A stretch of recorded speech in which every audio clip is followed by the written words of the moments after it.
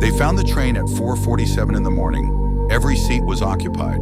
Every passenger was perfectly still, and every single one of them had been dead for at least 6 hours. But the train had never stopped moving. Before we go any further, subscribe, hit that like button, drop a comment, and turn on notifications. Because I drop stories like this all the time. Stories that will make you question everything you think you know about the world around you. Now, let's begin.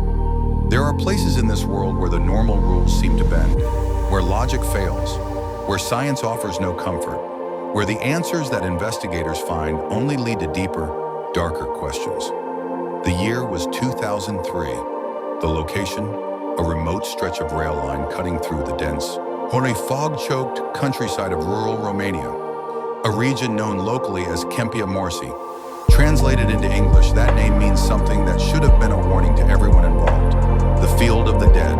The train was designated Route 7749. It was an overnight passenger service running between the city of Cluj-Napoca and a smaller station near the Hungarian border. A routine run, one that had been completed hundreds of times without incident. A journey that, on any given night, carried between 40 and 80 passengers through some of the most isolated terrain in Eastern Europe. On the night of October 14th, 2003, Route 7749 carried 62 passengers. None of them arrived at their destination, not because the train crashed, not because it derailed, but because something happened on that train, somewhere in the black, suffocating darkness between two stations, something that investigators would spend years trying to explain, something they never fully could. This is the story of the midnight train to nowhere, and by the time it ends, you will understand why the Romanian government classified most of the case files for nearly a decade. You will understand why the lead investigator on the case resigned 6 months after it began, and you will understand why, to this day, that stretch of rail line between kilometers 44 and 61 is referred to by the locals with a single, whispered phrase. Locul unde trenurile uită să se oprească, the place where trains forget to stop. Romania in 2003 was a country caught between two worlds. The communist era had ended more than a decade before, but its fingerprints were still everywhere. In the crumbling infrastructure, in the bureaucratic silence that descended whenever something inconvenient needed addressing, in the aging rail network that connected the country's cities and villages like a system of old arteries, still functioning, still pumping, but fragile in ways that no one in authority wanted to publicly admit. Route 7749 was one of the oldest lines still in operation. Originally laid during the late 1800s under Austro-Hungarian administration, the tracks themselves had been repaired and replaced piecemeal over the decades, but the route had never been fundamentally modernized. It ran through terrain that made maintenance difficult. Dense forest on both sides, low-lying marshland that caused seasonal flooding, and a series of tunnels blasted through limestone outcroppings that dated back to the original construction. The railroad workers who maintained this section of track had their own stories about it, unofficially. Over beers in the rail yards of Cluj-Napoca, they would talk about the strange behavior of signals on that route, about instruments that gave contradictory readings in certain sections, about a specific stretch, the one between kilometer markers 44 and 61, where radio communication with the trains became unreliable, where sometimes the dispatchers would lose contact entirely for periods of 10, 15, sometimes 20 minutes. The official explanation was geological interference, something about the mineral composition of the limestone in the tunnels disrupting radio frequencies. It was a reasonable explanation, and nobody in authority looked any deeper than that. But the maintenance workers talked among themselves about other things too, about the way certain animals, dogs especially, would refuse to approach the tracks in that 17-kilometer section, about the old village of Radest, which had stood barely 300 meters from the rail line until the 1950s, when its entire population of 214 people had relocated seemingly overnight to a village 12 kilometers away, leaving every building intact and every possession behind. When asked why they'd moved, the descendants of those villagers gave answers that were vague and uncomfortable. Something about the trains, something about what the trains brought with them through that valley at night. Nobody official had ever investigated that story, but the maintenance workers remembered it. And when October of 2003 arrived, Some of them would remember it again. To understand the full weight of what happened on Route 7749, you need to understand who was on that train. 62 people, ordinary people. The kind of people who fill the background of your life without you noticing them. The kind of people whose absence, once it happens, leaves a silence so specific and so shaped that you can feel exactly who is missing. There was Andrei Florescu, a 43-year-old school teacher from Cluj-Napoca, traveling to visit his elderly mother for her birthday. He had called her that afternoon to tell her he was coming. She had made sarmale, stuffed cabbage rolls, his favorite meal since childhood. She would wait up for him all night. There was Marta and Petru Ionescu, a young married couple, 26 and 28 years old, returning from their honeymoon. They had spent 4 days in Cluj because it was what they could afford. They were traveling home with a second-hand suitcase full of small souvenirs and the particular, private happiness of people who have just begun something they believe will last forever. There was 8-year-old Elena Dascălu, traveling alone for the first time in her life, carrying a handwritten note from her mother pinned inside her coat, addressed to her grandmother who was supposed to meet her at the destination station. The note said, in her mother's handwriting, "Please take care of her. She is my whole world." There was Father Constantin Moldovan, a Romanian Orthodox priest traveling back to his parish after attending a theological conference. He was 61 years old. He had served his congregation for 32 years. He was by all accounts a gentle, thoughtful man who had ministered to the dying with particular compassion throughout his career. He understood more than most the specific texture of endings. There were students, retirees, a young woman who worked as a nurse, a man who sold agricultural equipment, 2 Romanian soldiers traveling in civilian clothes on personal leave, a journalist from a small regional paper, a young Roma musician carrying a battered violin case. 62 people. All of them boarded Route 7749 at Cluj-Napoca's Central Station at 11:47 p.m. on October 14, 2003. The station's closed-circuit cameras recorded each of them boarding. The footage, later reviewed by investigators, showed nothing unusual. People finding their seats, storing their bags, a few reading, a few talking, the young couple holding hands in the window reflection. Elena Dascălu pressed against the glass, watching the platform lights slide past as the train began to move. At 11:52 p.m., Route 7749 departed. The driver was a man named Gheorghe Munteanu, 57 years old, 23 years of service on that exact route. He knew every curve, every gradient, every place where the tracks groaned in winter and the signals sometimes flickered. He was considered one of the most experienced operators on the line.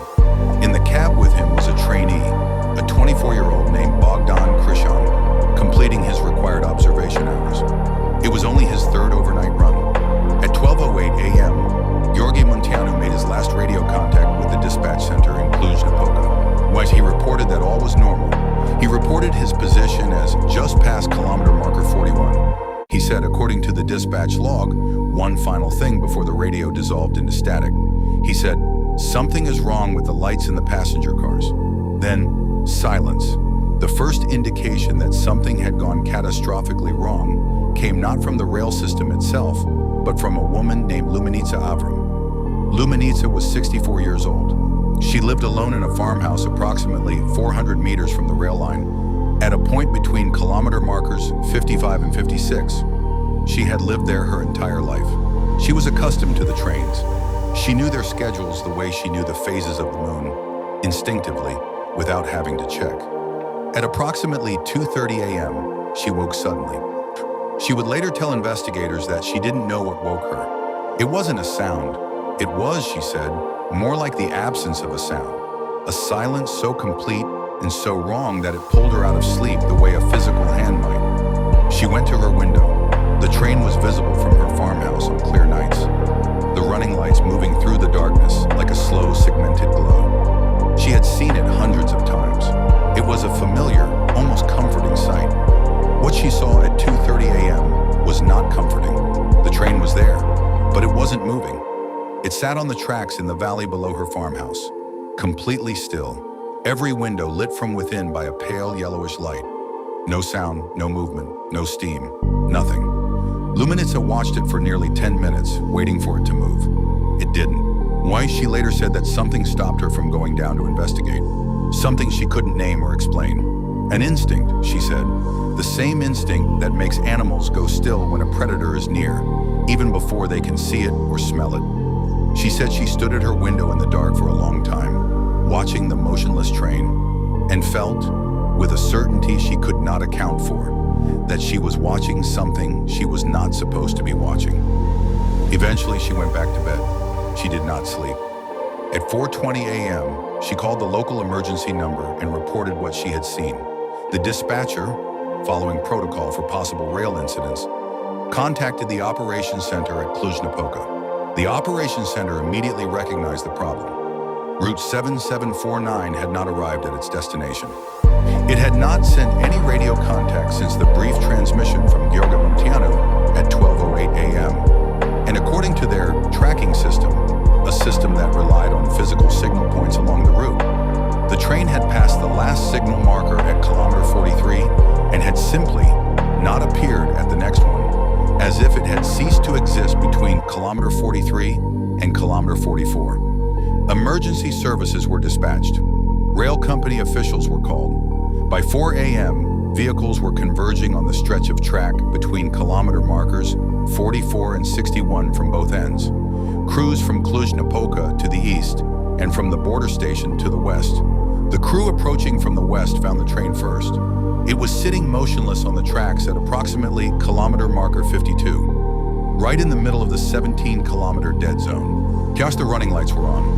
The interior lights were on. The engine was running. The crew radioed back to base. "We found 7,749, the foreman said. "It's just sitting here." There was a pause. Then his voice came back, and something in it had changed. Something in the texture of it had shifted into a register that the dispatchers had never heard from him before. He said, "We're going to need police. We're going to need a lot of police." The first responders who boarded Route 7749 at 4:47 a.m. on October 15, 2003, were not psychologically prepared for what they walked into. Nobody could have been. The train appeared normal from the outside. Every window was lit, no visible damage, no sign of fire, collision, or mechanical failure. The doors were locked from the inside, all of them, at every passenger door on every car, which required a key or an internal release to open. The emergency crew used their master key. The first thing they noticed when the doors opened was the smell. Not decomposition, not blood, not smoke or chemicals, something else entirely. Something that none of the first responders could adequately describe in their initial statements. Something that several of them, independently of one another, compared to ozone, the sharp electric smell that hangs in the air after lightning has struck close by, the smell of air that has been split open by something enormous and fast. The second thing they noticed was the silence. The train's engine was running, the lights were on, but there was no human sound, no voices, no movement, no coughing, no breathing, no shifting of weight in seats. Silence. The crew moved through the first car, and that's when they found the passengers. All 62 of them were in their seats. All 62 of them were dead. But the circumstances of their deaths were what transformed this from a tragedy into something else entirely. Something that the investigators who arrived later that morning would spend the next several years trying to categorize, to explain, to fit into any existing framework of known events. Because the passengers had not been attacked. There were no injuries, no trauma, no signs of violence of any kind. None of them had moved from their positions. They were seated exactly as the station cameras had recorded them boarding. Same positions, same postures. The young couple was still holding hands. Elena Dascalu was still leaning slightly toward the window, her cheek almost touching the glass. Father Constantine Moldovan had his hands folded in his lap, his eyes closed, in a posture so peaceful it took the first paramedic several long seconds to accept that he was not simply asleep. The musician's violin case was still in the overhead rack. The schoolteacher's book was still open in his lap. The honeymoon couple's second-hand suitcase was exactly where they had stored it. Nothing had been disturbed, and every single person on that train appeared to have died instantaneously and simultaneously, in exactly the same position they had been sitting, as if death had moved through the train like a wave, like a current of something invisible. touching each person for just one moment, just one single breath of contact, and then passing through. The forensic teams arrived by mid-morning, and they worked through the day and into the following night. What they found deepened the mystery rather than resolving it. The preliminary autopsies were completed within 72 hours. They yielded almost nothing. No toxicological findings, no carbon monoxide, no cyanide, no sedatives, no poison of any kind identifiable by the testing available at that time, no evidence of asphyxiation, no cardiac events in the majority of victims, no neurological trauma. The cause of death in the initial reports was listed as cardiac arrest, cause undetermined, for 62 people, all dying simultaneously, from cardiac arrest of undetermined cause. The lead investigator assigned to the case was a detective named Radu Stoica, a 20-year veteran of the Romanian National Police, based in Cluj-Napoca. Stoica was known for his thoroughness and for his particular resistance to theatrical speculation. A man who believed, deeply and professionally, that every mystery had a rational explanation if you were willing to look hard enough and long enough. He would later describe the first weeks of the investigation as the most disorienting professional experience of my life. And that disorientation began almost immediately, because the forensic evidence wasn't just inconclusive, it was actively contradictory. The bodies had been dead for approximately 6 hours when discovered, which placed the time of death at somewhere between 12:30 and 1 a.m. This was consistent with Gheorghe Munteanu's last radio transmission at 12:08 a.m. But here is where the contradiction emerged. The train had been found at kilometer marker 52. Oh, if the train had stopped at approximately 12:30 a.m. when the deaths occurred, it should have been sitting stationary on the tracks for over 4 hours before being discovered. But Luminița Avram had watched the train from her farmhouse at 2:30 a.m. She had watched it for nearly 10 minutes, and she had told investigators emphatically and consistently across multiple interviews that every window was lit from within, that the train appeared normal, that it appeared, she used the specific word, occupied. The investigators checked. Luminița Avram's farmhouse had a direct sight line to kilometer marker 55 to 56. The passengers had been dead since approximately 12:30 to 1 a.m. But at 2:30 a.m., at least 90 minutes after everyone on board was dead, a woman had watched the train sitting still on the tracks, every light on. You apparently occupied. Nobody had an explanation for that. It was, Detective Stoica wrote in his case notes, the first of what he came to call the impossibilities. There were others. The second impossibility concerned the driver's cab. Gheorghe Munteanu and his trainee, Bogdan Crișan, were both found dead in the cab, in their respective seats. The cab was locked from the inside, with the emergency brake engaged. The brake had been pulled at some point after the train had reached its stop position, which meant that whoever had engaged it had done so while the train was already stationary.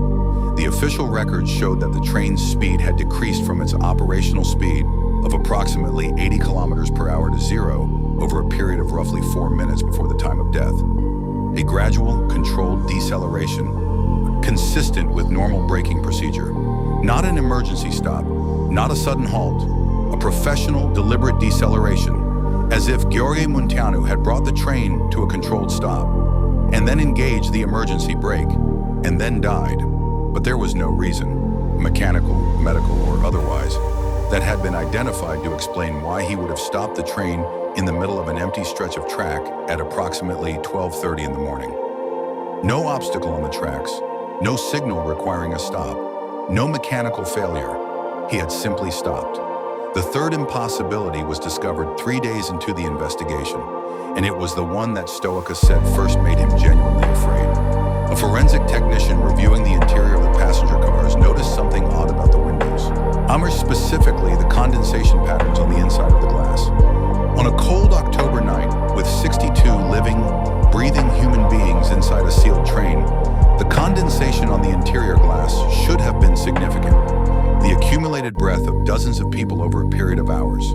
But the windows, when examined closely, showed almost no condensation at all. Almost, except for one window. The window in the third car, seat 14B. This was the window where 8-year-old Elena Descalu had been sitting, her cheek almost touching the glass. On the inside of her window, in the condensation that had formed on the cold glass, there was a pattern, a shape. Investigators photographed it extensively and debated its interpretation for weeks. Some said it was coincidental, the random artifact of temperature differentials and airflow patterns. Some said it was pareidolia, the human tendency to see meaningful shapes in random visual information. But several of the investigators, looking at the photograph of that window independently, said the same thing without being prompted. It looked like a handprint, but not a small handprint. Not the handprint of an 8-year-old girl. The handprint, if that's what it was significantly larger than any hand belonging to any of the 62 passengers. Larger, in fact, than the hand of any adult who had worked the scene. The forensic team measured it. The span from the heel of the palm to the tip of the longest finger was over 30 centimeters, nearly 12 inches. No human hand is that large. And the fourth impossibility was perhaps the most difficult to process rationally. Among the personal effects of the passengers were their phones. 14 mobile phones in total, since cell phone ownership was not yet universal in Romania in 2003.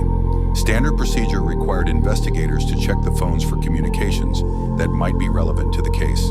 12 of the 14 phones showed nothing unusual. 2 of them did. The first belonged to the nurse, a 31-year-old woman named Adriana Lupu. At 12:41 a.m., more than 30 minutes after Gheorghe Munteanu's last radio transmission, and at a time when the forensic evidence suggested everyone on the train was already dead, her phone had received a text message. The message contained no words. It was a single character, a symbol that the telecommunications technicians could not immediately identify. When they ran it through character encoding databases, they found it, eventually, in an archaic Cyrillic variant used in medieval Orthodox manuscripts. The character meant, roughly translated, departure. The second phone belonged to Father Constantin Moldovan. His phone had not received a message, it had sent one. At 12:44 a.m., 3 minutes after the nurse had received hers, the message had been sent to a number that, when investigators traced it, belonged to the parish landline of Father Moldovan's church, a church that was empty and locked at that hour.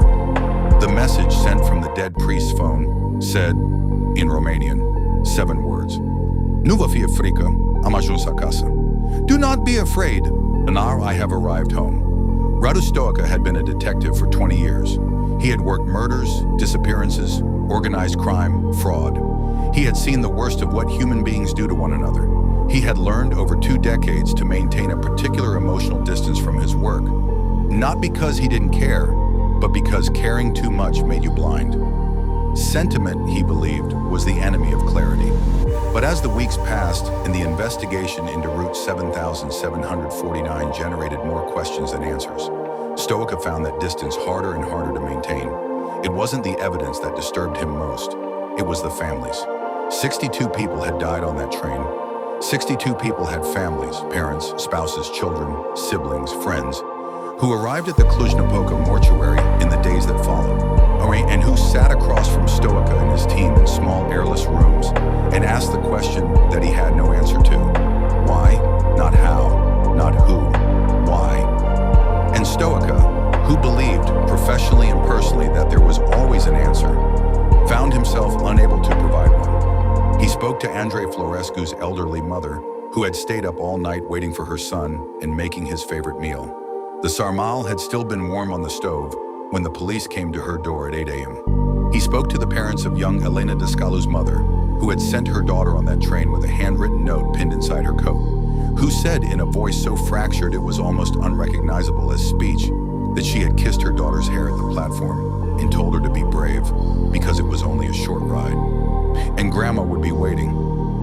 He spoke to the young Roman musician's family who came to collect his things, who opened the violin case that had ridden undisturbed in the overhead rack through whatever had happened on that train, and found the instrument inside unharmed, and who asked Stoica, with a quiet devastation that he said he would carry for the rest of his life, if they could please have a moment alone. These families did not receive answers, because Stoica did not have any. What he had were questions, an ever-growing, increasingly unmanageable list of questions, And the more his team dug, the more the questions multiplied, and the more the rational framework he had built his career on seemed to flex and creak under pressures it had never been designed to bear. He expanded his investigation to include the history of that 17-kilometer section of track. What he found disturbed him profoundly. The archives of the Romanian State Railway, CFR, or Caiele Ferate Romane, went back to the late 1800s. They were not perfectly maintained, but they were substantial. And when Stoica's team began working through them, looking specifically for incidents on that stretch of track between kilometer markers 44 and 61, they found something that had apparently never been compiled or cross-referenced before, because no one had ever had a reason to look. The incidents stretched back over a century. Some were minor, unexplained signal failures, radio interference, animals found dead beside the tracks without visible cause. These appeared with notable regularity in the maintenance logs, far more frequently than on comparable sections of track, but there were larger incidents too. In 1931, a freight train on the same route had been found stationary on the tracks within the dead zone, its crew missing, completely gone. Two men who had been operating the train were simply not there. No blood, no signs of struggle. The engine was running, the brake was engaged, the men were never found. In 1947, a passenger train, a smaller one carrying 11 people, had reportedly experienced what the official report called mass psychological disturbance in the same section of track. Passengers had reportedly become simultaneously distressed, screaming and attempting to exit the train while it was in motion. Two people had been injured. When interviewed later, the passengers had described, independently of one another, the same hallucination. They had each seen, outside the train windows in the darkness, a figure standing motionless in the trees. A very tall figure, standing perfectly still, watching the train pass. In 1958, during the height of the Ceausescu-era communist consolidation, a train carrying government officials through the region had been stopped for nearly 2 hours within the dead zone for reasons that the official record described only as mechanical. However, a separate document, a security service memo that had been declassified only partially in the 1990s, described the real reason for the stop in different terms. Several of the officials on the train had refused to continue. They had, the memo said, become convinced that the train was not moving through a normal landscape, handled that what was visible outside the windows was incorrect, that the darkness outside the windows was too deep and contained shapes that should not be present. The security service had attributed this to stress and alcohol, but the officials had subsequently requested reassignment away from any routes passing through that region. And most disturbingly of all, in 1978, a local historian named Vasile Grigorescu had compiled a small, self-published booklet, never widely distributed, examining the folklore of the Câmpia Morsi region. In it, he had documented an oral tradition going back at least 3 centuries, passed down through the villages near the valley. The tradition held that the valley was a threshold, a place where the boundary between the living world and some other state of existence was thinner than it should be, where at certain times and under certain conditions, something could pass through. The villagers had never had a specific name for what could pass through, only a description passed from generation to generation of what it looked like. They said it was very tall. They said it moved without sound. They said it was curious about people in the way that someone might be curious about animals in a cage, observant but not fully present, as if perceiving the living world through some barrier that slightly distorted what it saw. And they said, and this was the part that Stoica reportedly read 3 times before putting the booklet down, that it was most active near things that moved through the valley at night, carriages historically. And then, as the modern era arrived and the old ways of moving through the world were replaced by new ones, trains. Radu Stoica was not a superstitious man. He said so himself multiple times to multiple people. He said it in his case notes, which he maintained with unusual candor for an official document. Almost as if he knew, even as he wrote them, that they might someday be read by someone trying to understand not just the case, but what the case had done to him. He wrote, "I do not believe in the supernatural. I have never believed in it. I consider such beliefs to be the products of ignorance and fear, and I have spent my career operating on the principle that the world obeys consistent, discoverable rules. I have not changed this belief, but I will say, for the record, that I have never been so thoroughly unable to find the rules before. Whatever happened on that train follows some logic. I know that it must, but I cannot find the logic. And I have been looking for a very long time. He interviewed Luminița Avram 4 times. Each time her account was identical in every detail. He spoke to the telecommunications experts who had analyzed the 2 anomalous phone communications. The received message on the nurse's phone, the sent message on the priest's phone. Their conclusion, delivered with visible professional discomfort, was that both communications were technically consistent with legitimate transmissions, but that neither could be fully explained given the known circumstances. How a phone belonging to a dead man had composed and sent a 7-word text message, presumably after its owner had died, was not something that telecommunications experts could account for.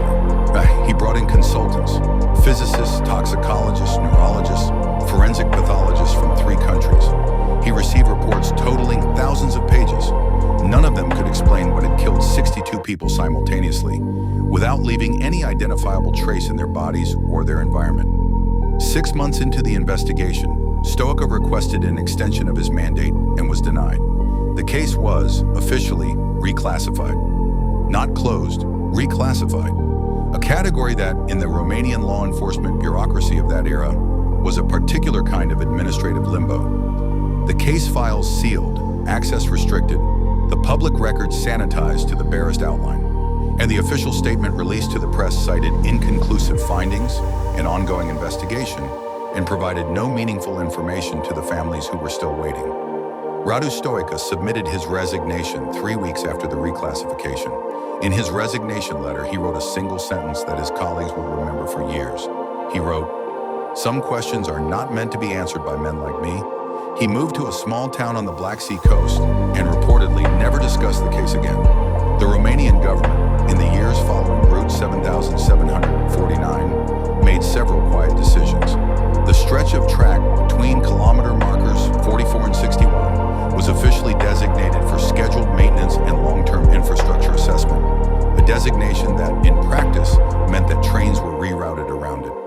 Passengers booking the Cluj-Napoca to border route found, without explanation, that the route had been modified, that it now took a longer path, adding approximately 90 minutes to the journey. Nobody in authority publicly acknowledged the connection to Route 7749. The case files remained sealed. The families received settlements, quiet, confidential, requiring the signing of non-disclosure agreements as a condition of payment. Most of them signed. They needed the money. They needed some kind of resolution, even an artificial one. Not all of them signed. Marta Ionescu, who had been on her honeymoon when she boarded Route 7749, and whose husband Petru had died beside her on the train, still holding her hand, refused to sign. She filed a civil suit against the Romanian State Railway. The suit was dismissed on procedural grounds. It refiled, dismissed again. She pursued it for 4 years before the legal obstacles became insurmountable. But in the process of the litigation, her lawyer obtained, through a court order that was later overturned, a partial disclosure of the sealed case files.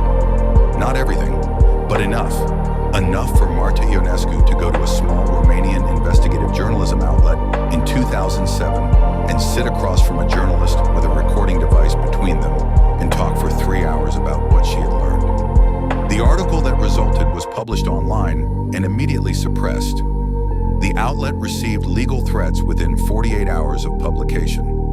The original article disappeared from every Romanian web host that had carried it, but the internet is not perfectly controllable. Fragments of the article circulated, copies were made.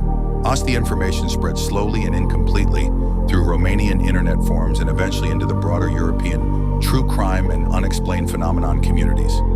That's how this story reached the outside world. Not through official channels, not through journalism, through fragments, through partial information passed from person to person, through the determination of a young widow who had lost her husband of 4 days and who refused, for the rest of her life, to accept that the world owed her no explanation. In the years after the case was reclassified, several people connected to it spoke, quietly, informally, always off the record, about experiences they had not included in their official statements, because they were afraid of what including them would mean for their credibility. One, the emergency crew foreman who had been first aboard the train, gave a recorded interview to a Romanian paranormal researcher in 2009.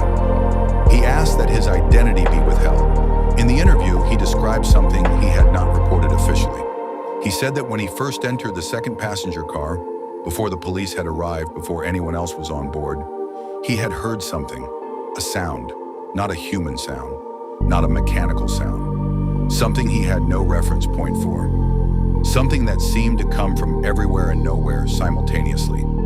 From the air itself, he said, from the interior of the space around him, a low, resonant vibration, not loud, almost subliminal, the kind of frequency you feel in your chest rather than hear with your ears.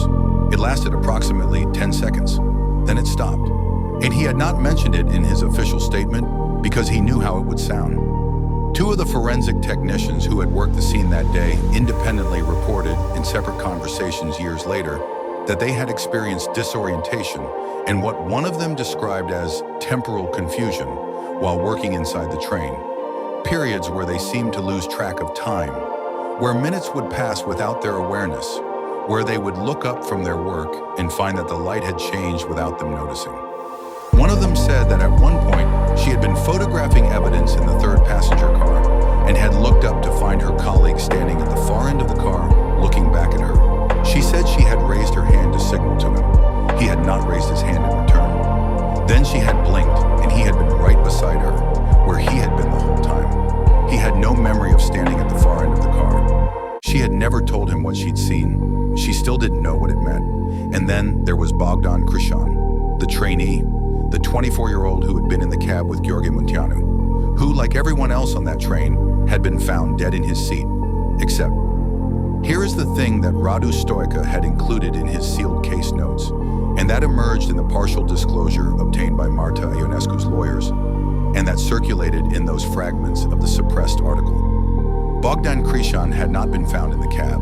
He had been found in the third passenger car, in seat 15B, the seat directly next to where Elena Dascalu had been sitting. At the cab, where he should have been, showed signs of his recent presence. His coffee cup was there. His jacket was on the seat. But Bogdan Krishan himself was in the passenger car, in a seat that had been unoccupied when the passengers boarded at Cluj-Napoca, in a seat that the station's boarding cameras confirmed no one had sat in during the journey.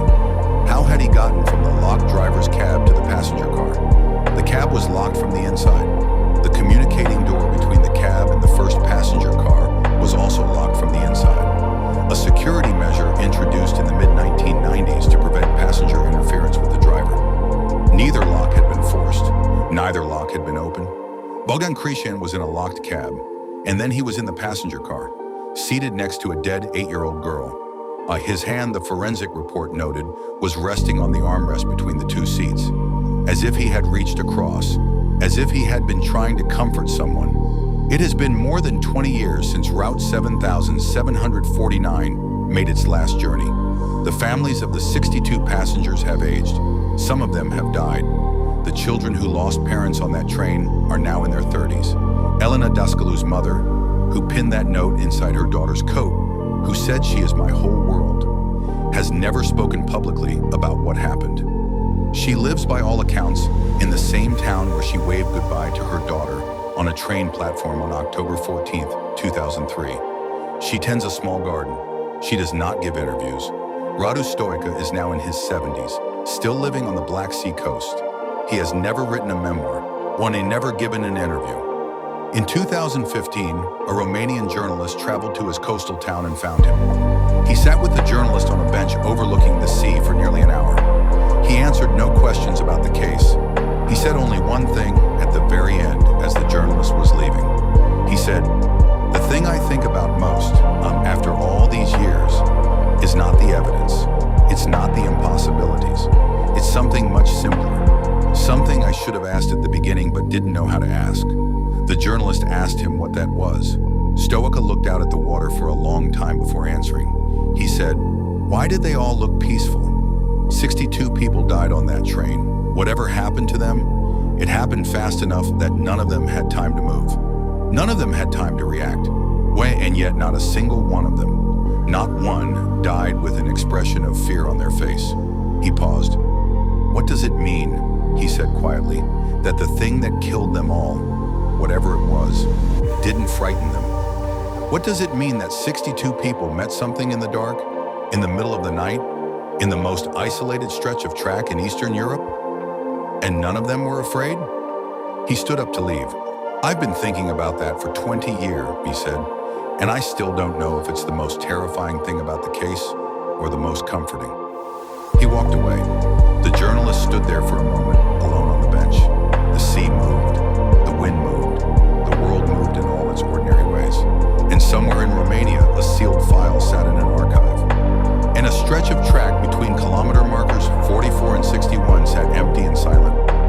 And out there in the dark, in whatever space exists between the world we know and the world we don't, something that had been watching trains pass through a valley for 300 years perhaps turned its attention, slowly, toward whatever was coming next. Nobody was ever charged. No cause of death was ever officially confirmed. The case is still, technically, open. The families still have no answers. The track between kilometer markers 44 and 61 has not carried a passenger train since October 14, 2003. And every year on the anniversary of the night it happened, Luminița Avram, now in her mid-80s, goes to her window at 2:30 in the morning and looks out at the empty valley. She says she doesn't know what she's looking for. Before she checks. Because she knows that before she checks. Because she knows that the thing that stopped a train full of living people and left them peaceful and still and gone, the thing that sent a message from a dead man's phone saying I have arrived home, has not gone anywhere. It has simply gone quiet. And something that old, something that patient, something that has been watching from the dark for 300 years and more. It knows how to wait. It is very good at waiting. And somewhere, right now, on some train, on some track, in some dark stretch of countryside, where the radio signal drops and the lights flicker and the windows fog, something is watching, and it is curious, and it has all the time in the world. Sleep well, and maybe, just maybe, take the morning train.